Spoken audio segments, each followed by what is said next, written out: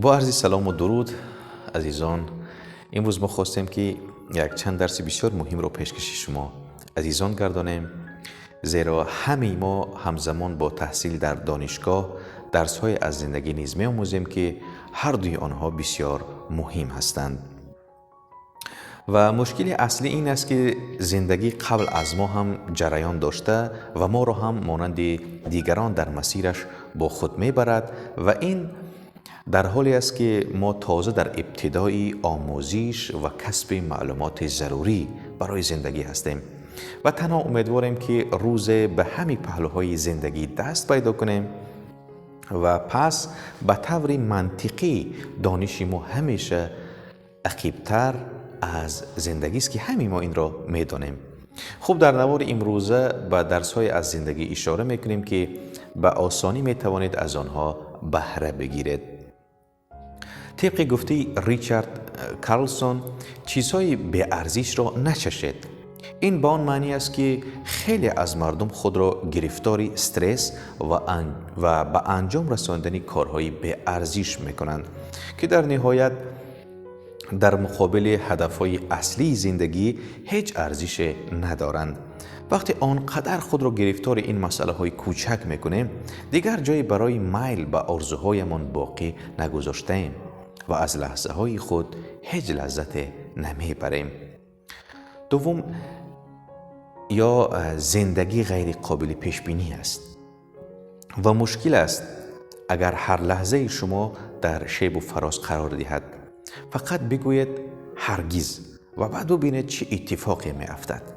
برای مقابلیت نشان دادن با گره هایی که زندگی در مسیر شما قرار داده است، تنها با ذهن باز و خوشبین به آنها خوش آمد بگوید. و چیزی دیگر این که خسته کننده ترین واژه در هر زبان این کلمه من می باشد. بله، تصور این است که تکرار این کلمه اعتماد به نفس را بالا میبرد، ولی خب بیشتری وقتا همین آن چیزی که در مورد خود با تکرار من توضیح و تعریف میکنید واقعیت ندارد. این حالت خودمحوری است، نه اعتماد به نفس. و چیز دیگر این که انسانیت مهمتر از مادیات است که بسیارا این را نمیدانند. اهمیت رابطه‌های اجتماعی بسیار مهمتر از درجه‌های مادی است که هر کدام از ما در مسیر آرزوها به آنها میرسیم.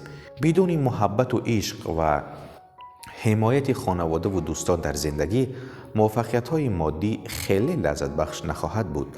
با ایجاد برابری در سمت‌های دیگر و ارزش‌های خود، از ثبات زندگی بیشتر بهره خواهد برد.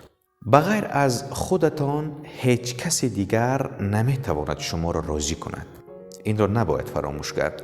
رضایت و راحتی ذهن شما تنها به عهده خودتان است. بله، رابطه اجتماعی زندگیمان را پربارتر میکند. اما خوب شاید این رابطه ها به تنهایی باعث شادکامی و رضایت شما نشوند.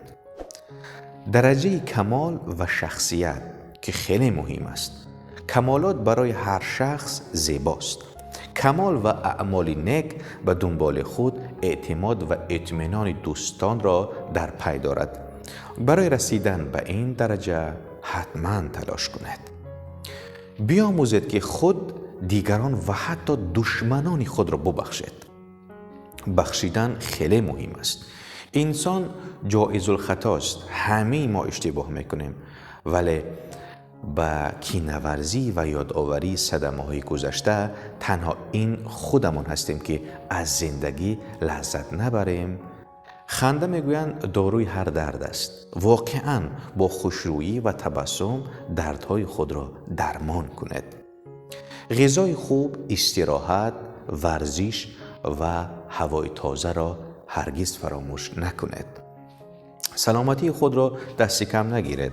با رعایت این نکات از وضعیت جسمی ایدئالی خود لذت میبرید. اراده قوی شما را به هر چیزی که میخواهید میرساند. هرگز تسلیم نشوید و به دنبال رسیدن به آرزوها و هدفهایتان تلاش کنید. از تلویزیون کم استفاده برید، زیرا تلویزیون ذهن ما را بیشتر از هر چیز نابود میکند.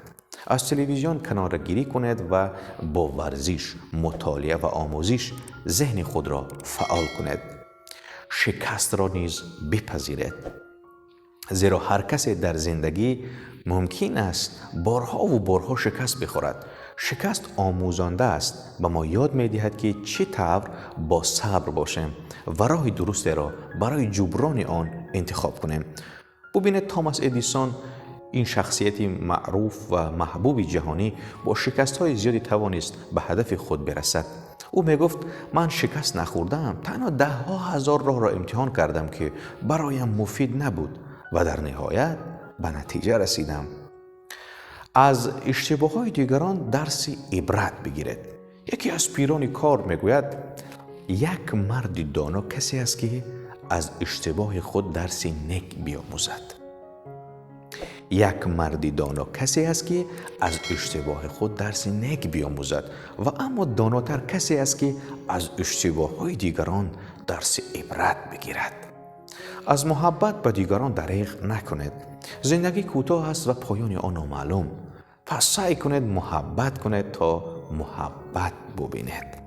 و نهایت درس برای پیشرفت شما این است که آنچنان زندگی کنید که گویا روز آخرین عمرتان است.